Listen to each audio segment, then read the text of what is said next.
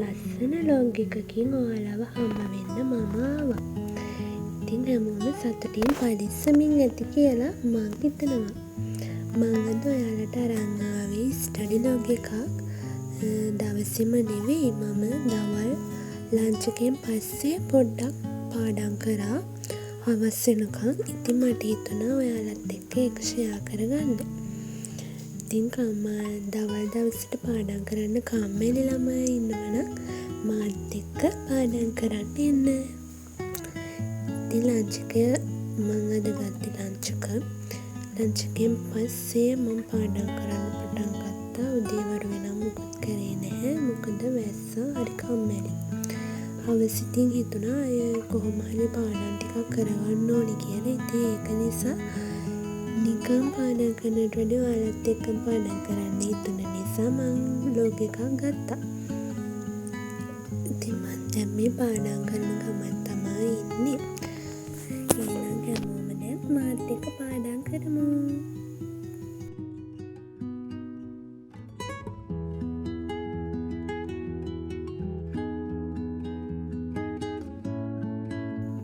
ඉතින් මං ඔයාලට හැමදාමත් කියනවා වගේ අධ්‍යාපනය කියන්නේ කිසිම ගෑණු ළමයි පිරිමි ළමයි කියලා ભેදයක් නැතිව තමන්ගේ ජීවිතේ අනාගතේ ඉස්සරහට හදාගන්න පුළුවන් ලස්සන දෙයක්. හොඳ අඩිතාලමක්, හොඳ ආයුධයක් අධ්‍යාපනය කියලා කියන්නේ.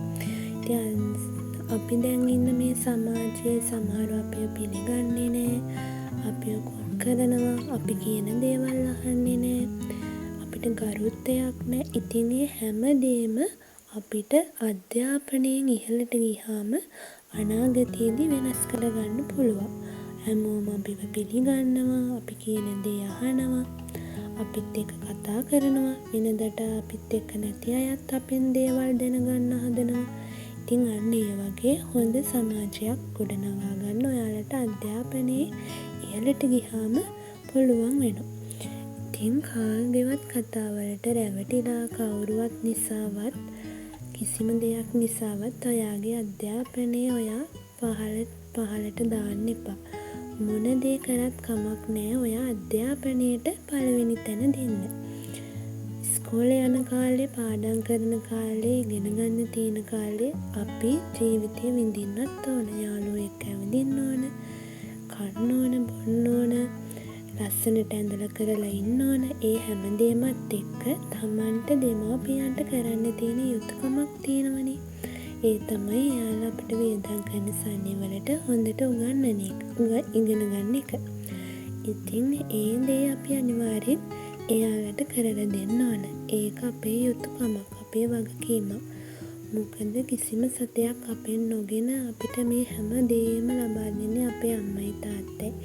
ඉතින් ඒ දෙන්නගේ ආසාව ඔයා හොඳට ඉගෙන ගන්න එක. ඉතින් ඔයා හොඳට ඉගෙන ගන්න ඕන. ඔයාට පුළුවන් උපරිමයෙන්ම ඔයා හොඳට ඉගෙන ගන්න ඕන. සමහරු කියයි ඔයාට මේක කරන්න බෑ, අතනට යන්න බෑ, අපෝ ඒක බෑ, ඒක කරන්න ඕනේ, ලේසි එකක් කරන්න.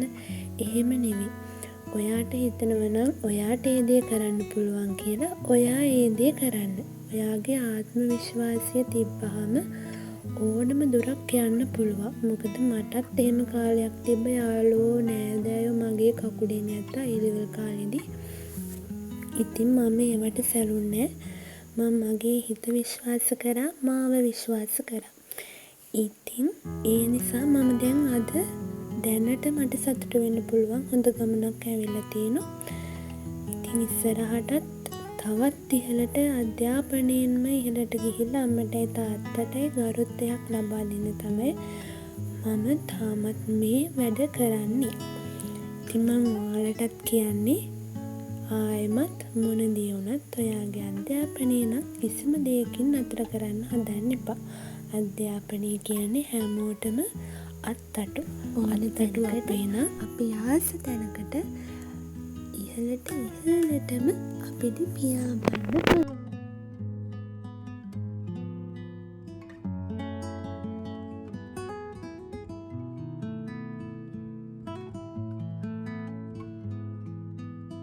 පාඩම් කරලා ඉවර වෙලා මට ටිකක් කම්මැලි හිතුණා එක දිගට ස්ටඩි කරන්න. ඒ නිසා මට නංගි කෙනෙක් ගෙනත් දුන්නා මේ නොවල් එකක්. ඉතින් මං ඒකට හරි ආසයි.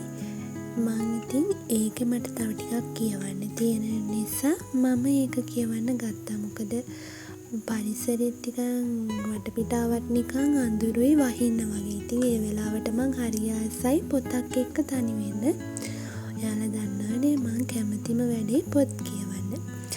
ඉතින් ඒ නිසා මට හිතුණා ස්ටඩි කරන එක අදට ඇති කියලා දැන් නවල් එක කියවන්න ඕනේ කියලා. ඉතින් මං ඒ නිසා මං ආසම් ප්ලේස් එකට දන්නවනේ ඉතින් ඇඳට ගිහිල්ලා නවල් එකක් මම කියවන්න පටන් ගත්තා.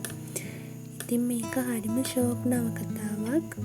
ඉතින් මං දැන් ගෙදර ඉන්න නිසා මේ මාස ටිකේ මට වෙන වැඩක් නැහැනේ. හරි පාළුයි. ඉතින් මට වෙන මොකුත් කරන්න දෙයක්වත් නැහැ. මගේ ස්ටඩි මේ දැන් ඉවර වෙගෙනනේ යන්නේ කැම්පස් පටන් ගන්නකම්. ඉතින් ඒ නිසා මම දැන් නවල් ගෙනල්ලා කියවනවා. ඉස්සරත් කියවුවා. හැබැයි ස්ටඩිත් එක්ක ඒ දවස්වල අපිට ඉතින් හැරෙන්නවත් වෙලාවක් නැහැනේ. O level A level කියන්නේ. ඉතින් දැන් එහෙම නැහැ. දැන් ටිකක් නිදහසේ ගෙදර අම්මලා තාත්තලා එක්ක ඉන්න නිසා මං ඉතින් අර ආසාවටත් එක්ක නවල් කියවනවා මේ දවස්වල.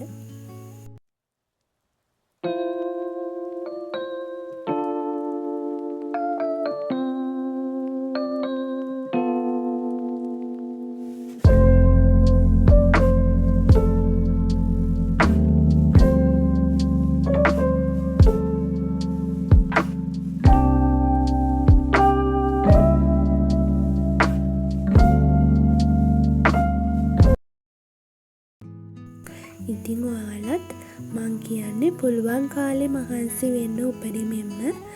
ආයි පස්සට ගියාම මහන්සි වෙලා මේ මට ඒක කරන්න ඕන කියලා හිතලා වැඩක් නැහැ. ඒක කරන්න ඕන කාලෙට කරන්න. මං දැන් මෙහෙම නිදහසේ ඉන්නේ. මම O level A level හොඳට පාස් වෙලා ඒ දවස්වල මහන්සි වුණ නිසා. ඉතින් ඔයාලා දැන් මම මේ නිදහසේ ඉන්න වගේ O level කරන නංගිලා මල්ලිලා A level කරන නංගිලා මල්ලිලා හිතනවා නම් අනේ ඒක නම් කරන්න එපා.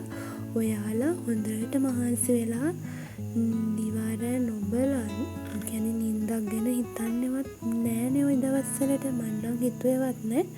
එහෙම පාඩම් කරලා හොඳට විභාග පාස් වෙන්න. එතකොට මේ වගේ ඔයාලා ආස විදියට ඉස්සරහ කාලේ ඔයාලට සැහැල්ලුවෙන් ගෙවන්න පුළුවන්.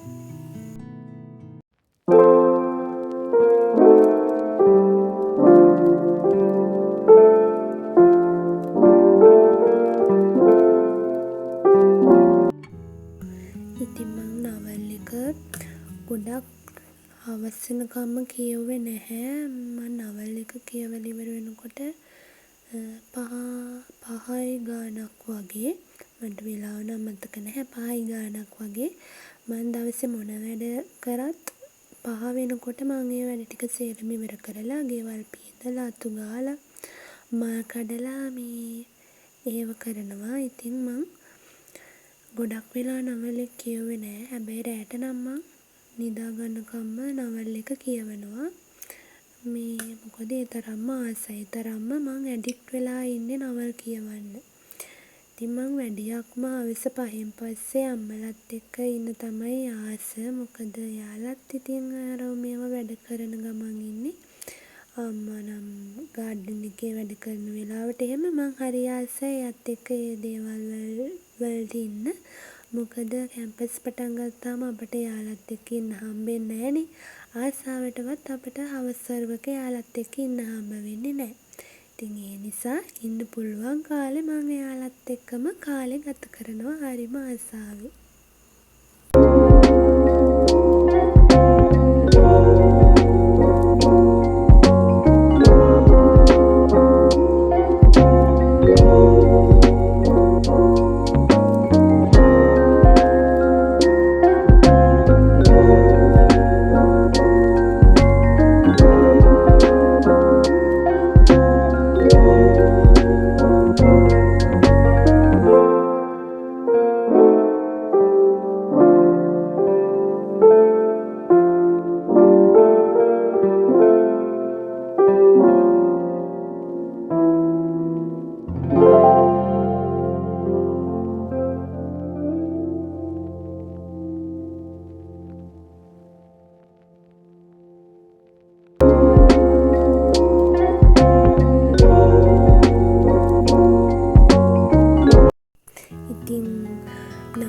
කියවල ඉවර වෙනකොට ඔන්න අපේ අම්මා හැමදාමත් වගේ අද හවසටත් මට තේ එක අරන් එනවා.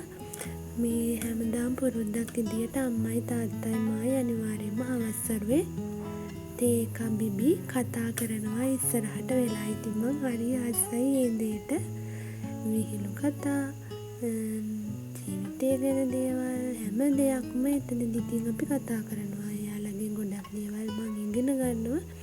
ඉතින් මං එන්නේ විනාඩි කිහිපයට පොඩි වුණත් හරිම ආසයි ඒ කාලේ විනාඩි කිහිපයට. මොකද අපිට ආයේ එහෙම කාලයක් එයිද කියලා අපේ ඉස්සරහ ජීවිතත් එක්ක අපි දන්නේ නැහැ. මොකද අපි හැම දෙයකටම බිසි වෙනවනේ. එතකොට අම්මා තාත්තා ගැන අපිට යාළුවත් එක්ක ඉන්න අපිට කාලේ හම්බ වෙන්නේ නැහැ.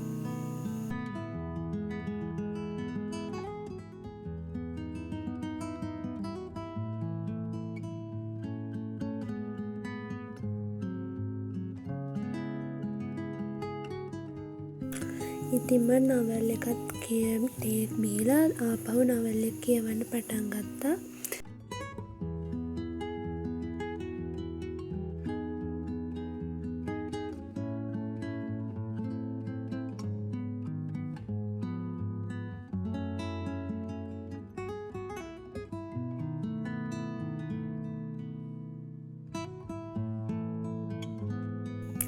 දැන් ගොඩක් හවස් වෙලා නිසා මම නවල් එක කියවලා ඉවර වෙලා ගෙවල් අස් කරලා අතු ගාලා පහන තියන්න ලෑස්ති කරගත්තා. ඉතින් පහනක් තියලා මගේ හවස් වරුව මම මේ විදියට ගත කරා. ඉතින් අද ලොග් එක හොඳයි නම් කමෙන්ට් එකක් දාන්න. මාව සබ්ස්ක්‍රයිබ් කරන්න අමතක කරන්න එපා.